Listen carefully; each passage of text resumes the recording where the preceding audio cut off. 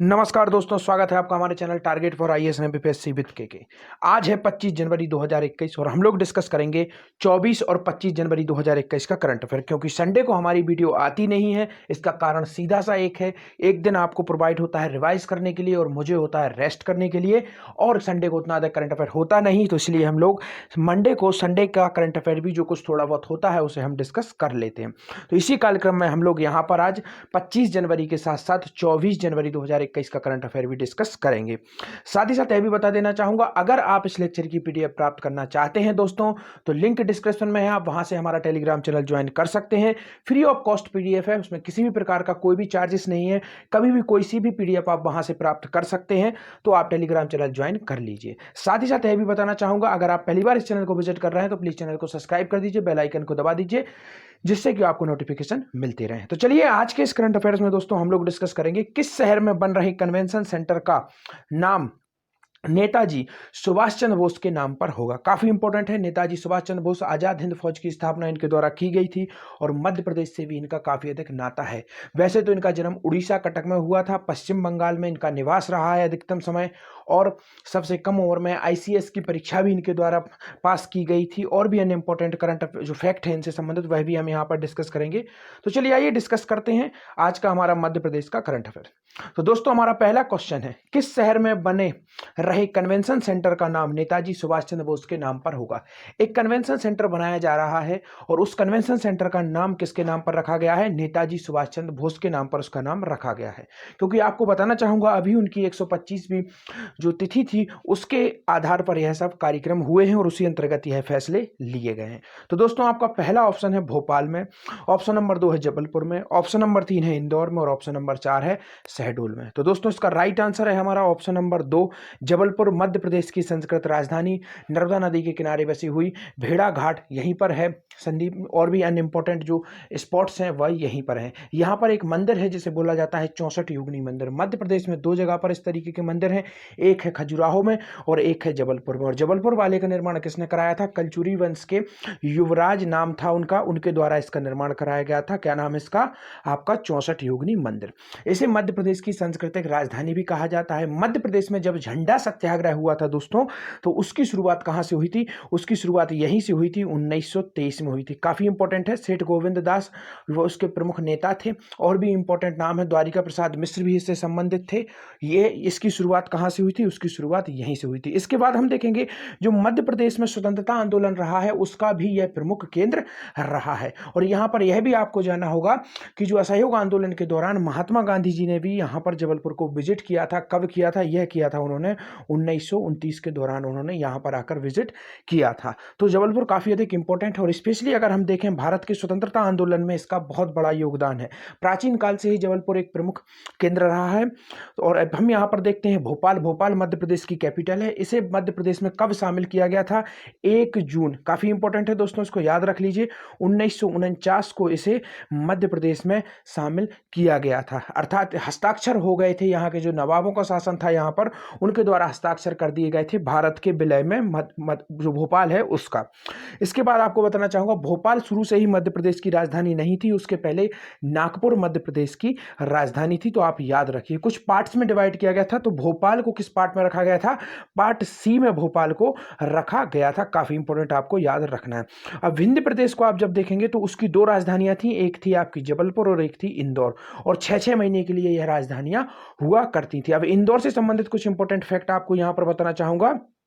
इंदौर लगातार स्वच्छता सर्वेक्षण में 4थी बार जीता है, जो फर्स्ट रैंकिंग उसने हासिल की है। और सबसे जो स्वच्छ राजधानी की रैंकिंग किसने हासिल की है, भोपाल ने हासिल की है, वह सस्टेनेबल डेवलपमेंट, सतत विकास के रूप में। अब हम यहां पर देखेंगे इंदौर से संबंधित कुछ इंपॉर्टेंट फैक्ट। जनसंख्या में सबसे बड़ा जिला नंबर 1 कौन सा है, इंदौर है।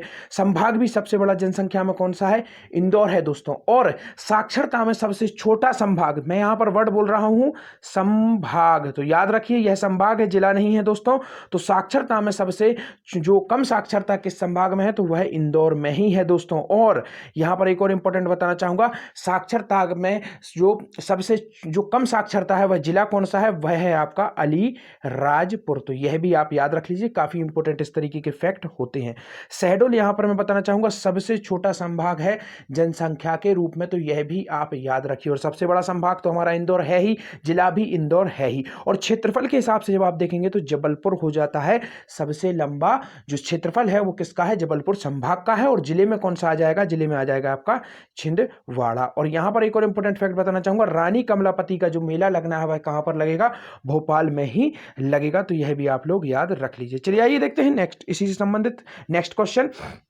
मुख्यमंत्री श्री चौहान ने जबलपुर शहर को कितने करोड़ के विकास कार्यों की दी सौगात। क्योंकि अभी जबलपुर शहर के विजिट पर थे माननीय मुख्यमंत्री जी, और वहीं पर काफी सारे उन्होंने लोकार्पण भी किए हैं। तो कितने करोड़ की है सौगात दी गई है, तो आपका ऑप्शन नंबर 1 है 238 करोड़, ऑप्शन नंबर 2 है 343 करोड़, ऑप्शन नंबर 3 है 456 करोड़, और ऑप्शन नंबर 4 है 560 करोड़। तो दोस्तों इसका राइट आंसर है आपका ऑप्शन नंबर 1, 238 करोड़ के कार्यों की सौगात दी है माननीय मुख्यमंत्री शिवराज सिंह चौहान जी द्वारा किसे, जबलपुर को दी गई है। तो चलिए आइए डिस्कस करते हैं अब हम पूरी न्यूज को।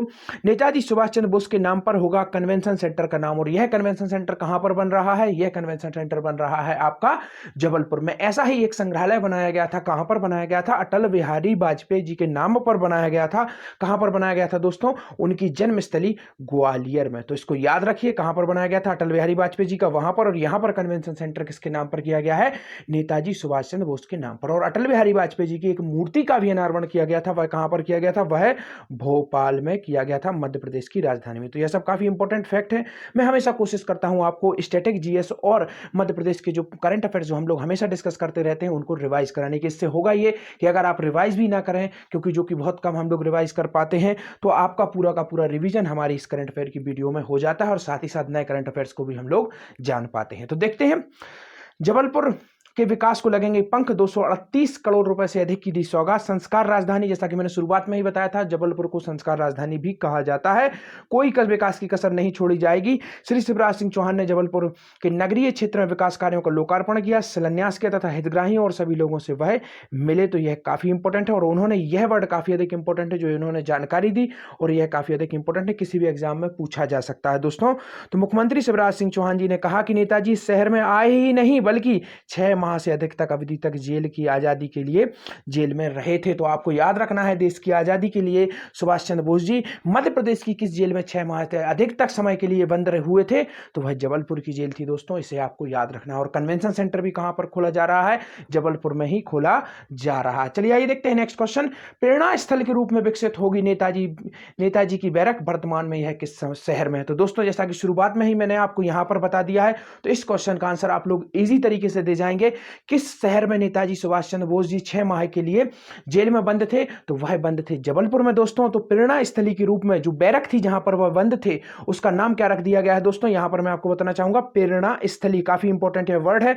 इसी के नाम पर नेताजी की जो बैरक अर्थात वह कोठरी या कमरा जहां पर वह बंद थे, तो उसका नाम क्या रखा जाएगा, प्रेरणा स्थल रखा जाएगा। तो यह कहां पर होगी दोस्तों, तो ऑब्वियस सी बात है कि जब वो जबलपुर में 6 माह के लिए जेल में बंद थे, तो वह कहां पर ही होगी दोस्तों, तो वह जबलपुर में ही होगी। तो अगर आपको वह न्यूज वहां पर समझ में आ गई है, तो इसका राइट आंसर है दोस्तों जबलपुर। जिस बैरक में वह बंद थे, जो कोठरी थी, काल कोठरी थी, उसका नाम क्या रख दिया गया है, उसका प्रेरणा स्थल नाम रख दिया गया है, और उसे पर्यटक स्थल के रूप में विकसित किया जाएगा। लोग वहां पर आकर उनसे प्रेरणा ले सकेंगे कि किस तरीके से उनके अंदर जो भावना थी देश के प्रति, मर मिटने की, आजादी के प्रति, देश के प्रति। चलिए आइए देखते हैं नेक्स्ट क्वेश्चन। किस स्वतंत्रता सेनानी के जन्म दिवस को पराक्रम दिवस के रूप में मनाया जाता है। काफी इंपॉर्टेंट है दोस्तों, और काफी अधिक चर्चा में भी है। तो यह डायरेक्ट तो मध्य प्रदेश से संबंधित नहीं है, परंतु मैंने सोचा कि इसको भी करंट अफेयर में शामिल किया जाना चाहिए। इससे आपको जो अन्य एग्जाम्स हैं उनमें भी काफी मदद मिलेगी, पूछा जा सकता है। तो दोस्तों इसका राइट आंसर है आपका ऑप्शन नंबर 3, नेताजी सुभाष चंद्र बोस जी का जो जन्मदिन है उसे मनाया जाएगा किस पर, पराक्रम दिवस के रूप में। 125वां यह उनका बर्थडे था, और उसमें यह घोषणा की गई है। तो आपको याद रखना है। चलिए आइए यहां पर मैं बताना चाहूंगा, मध्य प्रदेश से संबंधित एक और व्यक्ति हैं, चंद्रशेखर आजाद। इनका जन्म झाबुआ के भावरा एक गांव था, 1906 में इनका जन्म हुआ था। तो आप काफी अच्छे तरीके से इसे याद रखिए। और अल्फ्रेड पार्क जो इलाहाबाद है, यहां पर वह शहीद हुए थे अंग्रेजों से मुठभेड़ के दौरान। उन्होंने कहा था कि मैं अंग्रेजों की गोली से नहीं मारा जाऊंगा, और अंतिम गोली जब उनकी बची हुई थी, तब उन्होंने उस गोली को अपनी कनपट्टी पर रखकर मातृभूमि के चरणों में में वह शहीद हो गए थे। और आज अल्फ्रेड पार्क का नाम इन्हीं के नाम पर है, चंद्रशेखर पार्क। कहाँ पर है दोस्तों? वह इलाहाबाद में है। और इनका जन्म मध्य प्रदेश के जो झाबुआ जिला है, झाबुआ जिले का एक ढवरा गांव है, वहां पर इनका जन्म हुआ था। 906 में इनका जन्म हुआ था, यह आपको याद रखना है, कई बार एग्जाम्स में यह पूछ लिया जाता है। चलिए आइए देखते हैं पूरी न्यूज को। प्रेरणा स्थल के रूप में विकसित होगी नेताजी की बैरक, मुख्यमंत्री श्री चौहान ने कहा। मुख्यमंत्री ने पराक्रम दिवस पर नेताजी सुभाष चंद्र बोस की प्रतिमा का माल्यार्पण किया और केंद्रीय जेल में नेताजी की सैन्य पट्टिका पर किए गए श्रद्धा सुमन अर्पित किए। मुख्यमंत्री श्री शिवराज सिंह चौहान ने आज नेता सुभाष चंद्र बोस जी के जन्मदिन पर पराक्रम दिवस पर जबलपुर केंद्रीय जेल परिषद में स्थापित नेताजी की प्रतिमा पर माल्यार्पण किया। उन्होंने नेताजी की बैरक में पहुंचकर सैन्य पट्टिका पर श्रद्धा सुमन अर्पित किए और मुख्यमंत्री जी ने यहां बैरक में रहते हुए नेताजी की स्मृति जो भी थी, उनके जो चिन्ह थे, स्मृति चिन्ह, उनका क्या किया? अवलोकन किया। चलिए आइए देखते हैं इसी से संबंधित और इंपॉर्टेंट फैक्ट कि कब नेताजी जेल में बंद रहे थे हमारे मध्य प्रदेश में, किस सन से किस सन तक वह बंद रहे थे। क्योंकि जो मध्य प्रदेश पीएससी का नया सिलेबस में उसमें सीधा सीधा मेंशन है दोस्तों कि मध्य प्रदेश के स्वतंत्रता आंदोलन में, जो देश का स्वतंत्रता आंदोलन है, उसमें मध्य प्रदेश का योगदान, तो उसके अंतर्गत क्वेश्चन आपसे पूछा जा सकता है और किसी अन्य एग्जाम में भी पूछा जा सकता है, चाहे वो एसआई हो या फिर चाहे पुलिस हो या कोई भी अन्य एग्जाम। तो देखते हैं। उल्लेखनीय है कि मुख्यमंत्री शिवराज सिंह चौहान ने 13 जून 2017 को आयोजित एक भव्य समारोह में केंद्रीय जेल जबलपुर का नामकरण नेताजी सुभाष चंद्र बोस के नाम पर किया था।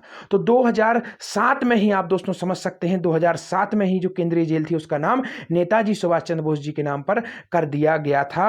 और यहां पर मैं बताना चाहूंगा, जबलपुर में सुभाष बाबू पहली बार कब आए थे? 22 दिसंबर 1931 से 16 जुलाई 1932 तक, तथा दूसरी बार 18 फरवरी 1933 से 22 फरवरी 1933 तक कारगर में रहे थे। और यहीं पर तुम मुझे खून दो मैं तुम्हें आजादी दूंगा नारे से भारतीयों के हृदय में सर्व बलिदान का जज्बा जगाने वाले नेताजी सुभाष चंद्र बोस की है 25वीं जयंती थी, जिसे आज पूरा देश किस रूप में मना रहा है? पराक्रम दिवस के रूप में मना रहा है। तो यह सब कुछ इंपॉर्टेंट फैक्ट थे नेताजी से संबंधित, कब वह आए थे। एक और इंपॉर्टेंट फैक्ट मैं आपको बताना चाहूंगा, 19th, यहां पर मैं आपको हाईलाइट करना चाहूंगा, 1939 में आपको याद हो त्रिपुरी जो अधिवेशन हुआ था कांग्रेस का, उसके अध्यक्ष इन्हीं को बनाया गया था।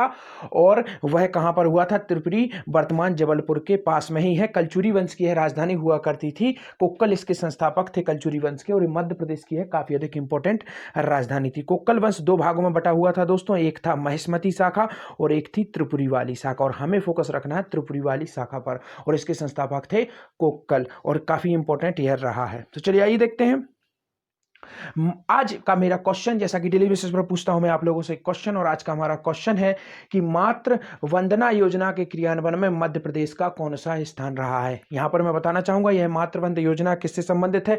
जो गर्भवती महिलाएं हैं उनके पोषण को पूर्ति करने के लिए यह योजना शुरू की गई है। इसके द्वारा केंद्र सरकार द्वारा 6,000 रुपए की एक मुश्त राशि उपलब्ध कराई जाती है। तो इस योजना के क्रियान्वयन में मध्य प्रदेश का कौन सा स्थान रहा है दोस्तों? आपको कमेंट सेक्शन में जाकर उसका जवाब देना है, और अपना जवाब जरूर दीजिए, और पूरा का पूरा आंसर लिखिए, केवल ऑप्शन मात्र मत लिखिए। आप पूरा आंसर इस तरीके से लिख सकते हैं कि जो इस योजना के क्रियान्वयन में मध्य प्रदेश का प्रथम स्थान था, द्वितीय था, तृतीय था या चतुर्थ था। इस तरीके से लिखिए, ना कि ये लिखिए कि केवल आपने एक नंबर डाल रख दिया या 2 नंबर डाल दिया या ए या बी। इस तरीके से मत दीजिए, पूरा आंसर दीजिए कमेंट सेक्शन में, तो वो काफी अच्छा लगता है और आपकी मेमोरी में भी वह काफी लंबे समय तक के लिए सेव हो जाता है। तो थैंक यू सो मच दोस्तों। अपने पीडीएफ लेना ना भूलें, फ्री ऑफ कॉस्ट है, आप पीडीएफ जरूर ले लीजिए। और पूरे ईयर का भी मैंने बनाया था 7 जनवरी को, तो उसकी पीडीएफ भी आपको मिल जाएगी, उसकी पीडीएफ भी आप ले लीजिए। तो thank you so much watching this video.